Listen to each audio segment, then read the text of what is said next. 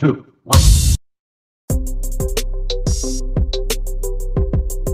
So magandang hapon mga Kabless Channel, no? Bigla ang video lang din to, bigla ang vlog natin ngayon kasi nga kaproblema yung kasama ko kasi nagkamali siya ng send sa GCash kasi yung number na ano niya baliktad. So talagang natulala siya mga Kabless na ako iisip niya siyempre 40,000 yung pinadala niya, tapos na-send sa ibang tao, no? Pero thanks God, no?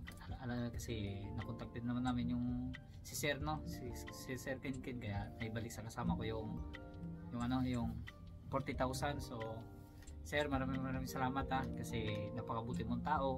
Sobrang kami napapasalamat sa iyo kasi binalik mo yung pera niya kasi need niya po talaga para sa pamilya niya kasi urgent po yung kasi kailangan talaga ng pamilya niya ngayon kasi bago pa lang po siya dito sa Korea, kaya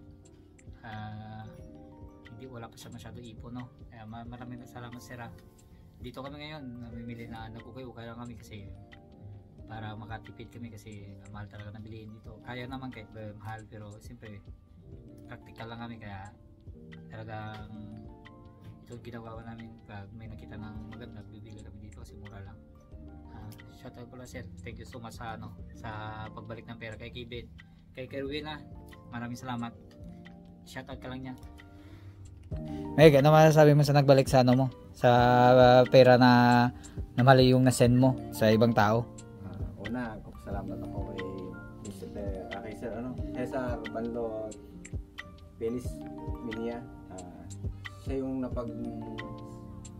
sendan ko nung Gcash na padala ko sana sa pamilya ko. Sir Cesar, maraming po salamat at napakabuti ng puso nyo. Kung siguro ibang tao ang pagsendan ko nito, malamang hindi na ibabalik sa akin, pero kayo ibinalik nyo po, maraming po salamat. Sir Cesar po is taga Kalintimban, Bagong Tapay, Manlangkot, North Cotabato. Sir, shoutout po sa inyo. God bless po. Okay na?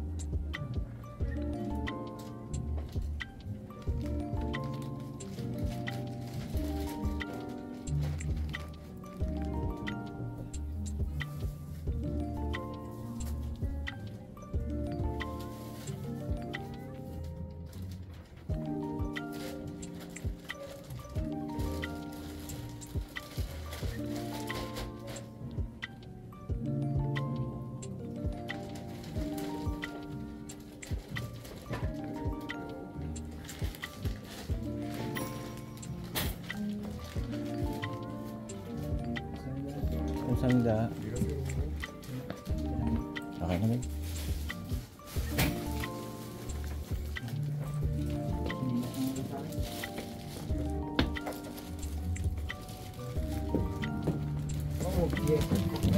Thank you.